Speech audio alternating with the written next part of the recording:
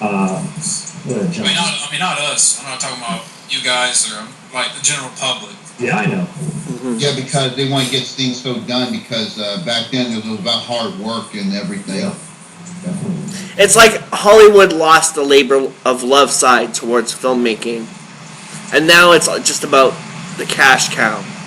You know, like let's just make as much money as we can. We'll give them as little as we can, and you know, break it off for sequels. Give them a little bit at a time. Really, I don't know. It kind of feels like Hollywood's a real big pimp and hoe situation. They've been like that for years, man. Even if they did come out with good movies, they've been like that for years. Hollywood's been like that for years. Nothing's really changed, even despite the fact that they do come out with good movies. It's been like that since Hollywood began, man. Yeah. It's just been more. I think it's more so. Yeah. I think more so in the past 20 years because it's been a lot of remakes and rehashing. Yeah. But like especially over the past decade, it's been just endless with remakes. Yeah. And what else, John? This is a little off topic, but going back to the whole Spider-Man thing, how did you feel about the Sam Raimi trilogy looking back?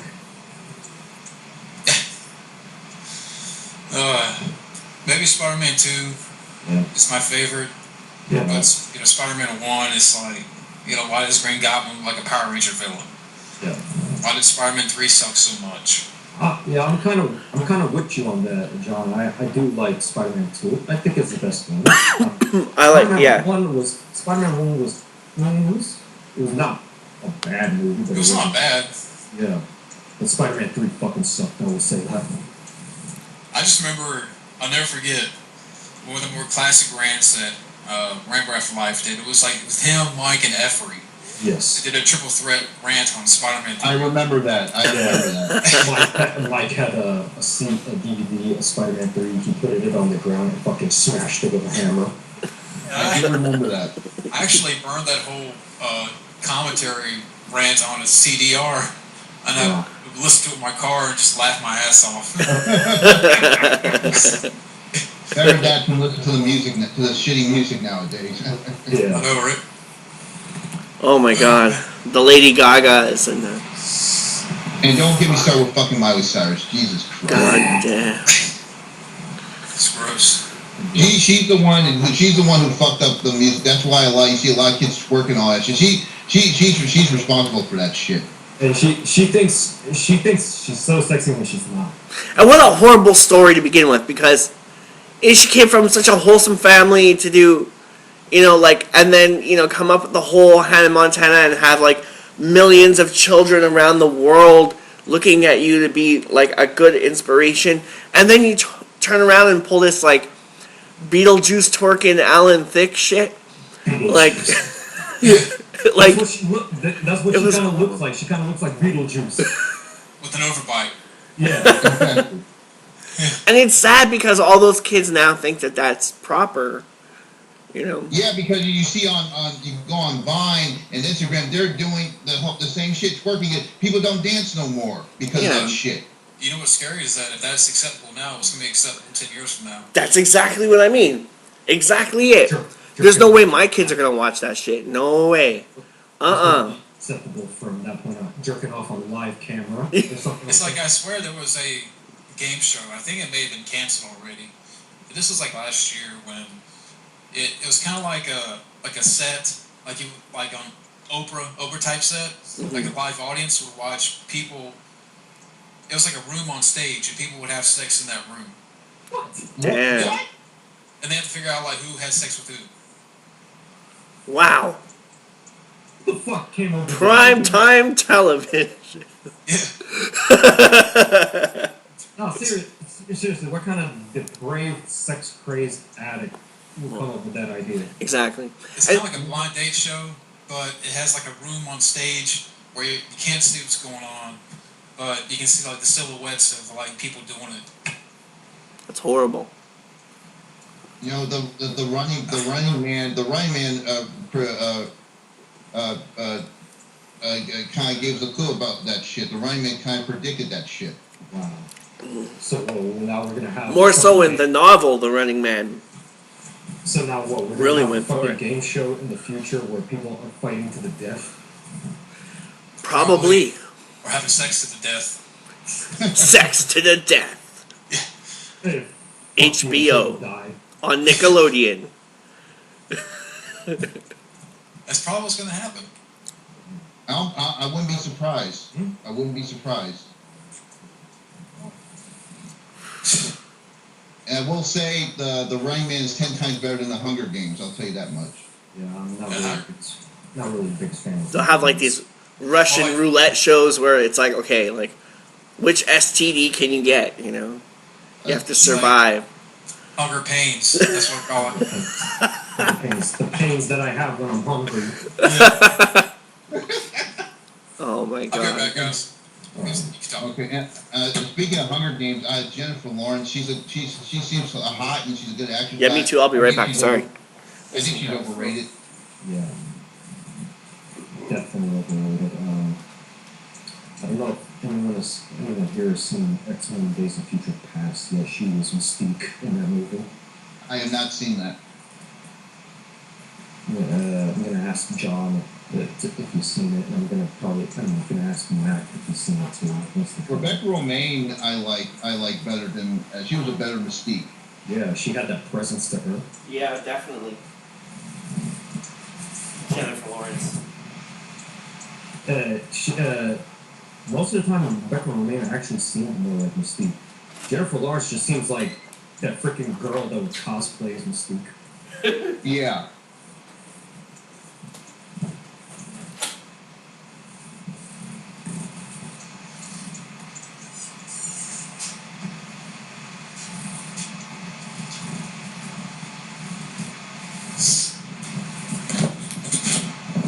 Hey, John, you back?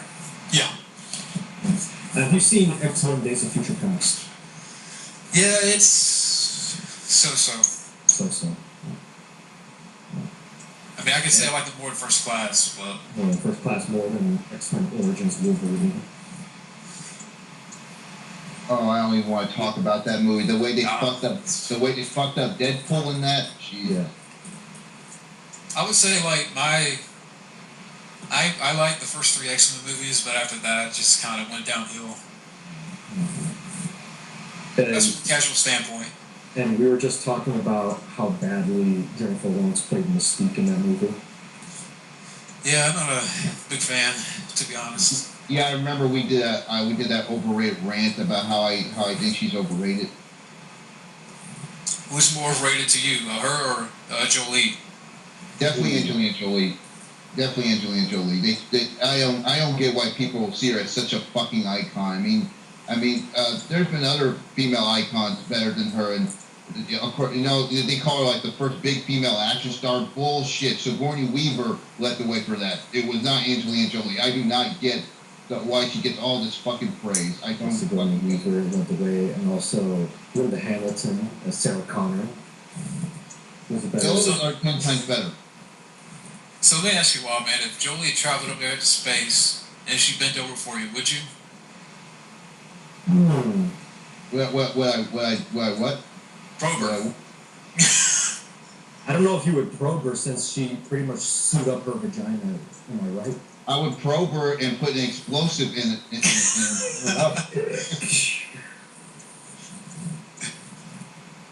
I would probe her by putting an explosive device in the probe and blow her up. That's what I fucking. That'd be like some shit in Fortress with Christopher Lambert. Oh yeah, exactly. Oh man. I forgot to mention all these video game movies. I will give her credit for playing Tomb Raider. I'll give her credit for that. I have the first one. I haven't seen it in a while. I haven't seen it since it came out in theaters. Yes. That's the first one. Yeah. The second one I kind of like because it had Gerard Butler, but I kind of stick with the first one. From what I saw, the second one looked like pure ass. It looked like it was trying to be too much like James Bond. The last Jolie movie, yeah, because I saw Tomb Raider in theaters. Yeah. But I haven't seen too many Jolie films in theater. I wish I could have seen Hackers in theater. Yeah. Because I know that's your favorite movie, right, John? Oh yeah.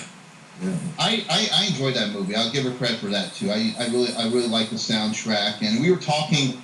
Alex and I were talking about this last night. The song in the beginning is from the end, the scene in Mortal Kombat where Liu Kang says goodbye to his brother. I thought that was a very sweet, emotional scene. All of a sudden, everything's happy, and all of a sudden, Shao Kahn comes out. That was a badass ending. Yeah. What's the name of that song? Is it Halcyon? Yeah, Halcyon and on. Yep. I think Matt even mentioned Rainbow for Life because I sent him the Blu-ray and he reviewed it. And then one thing I didn't mention in my commentary for Hackers is that at first Hackers didn't have a soundtrack, and when fans demanded a soundtrack, they released 3 soundtracks. Really? Yeah, I believe. I haven't really seen Matt's review of the Hackers, but did he mention that song being from Mortal Kombat? Yeah. Nice. Did Hackers come out before or after Mortal Kombat? After Mortal Kombat. Like a month later, yeah. So I think they saw that. I think the filmmakers of Hackers watched Mortal Kombat and used that song. Probably. Probably, or they used it and didn't know.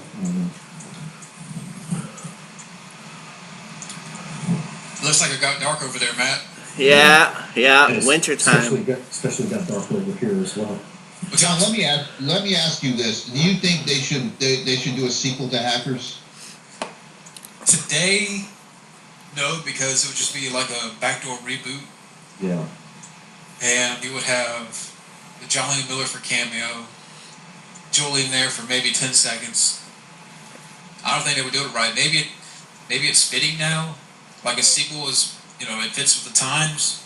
But it's like with Matt said in his review of Hackers. Like nowadays, hacking, we live in kind of a dark time for hacking. It's not as fun and adventurous as it was. Because we got social media. Everybody's hacking now. It's hacking. It's like a daily thing now with social media.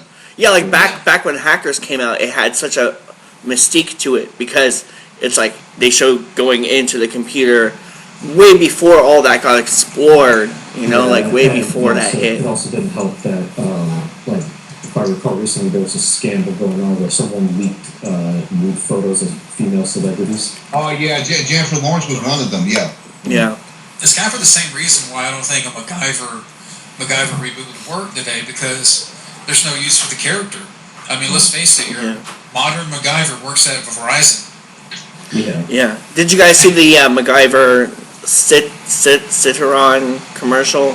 No. The 10-minute short film? Yeah, I did. That's pretty cool. Yeah, Richard Dean Anderson. I think he came back and everything. Yeah. I agree. I really like you did that video, because I don't think a MacGyver show would work unless they run out of have a scene where they can't use their high technology, and they go. It's kind of like that stuff with Live Free or Die Hard, where you had an old school guy like John McClane trying to deal with this new high tech world. I think it can work if they go that route. Maybe I'm not sure.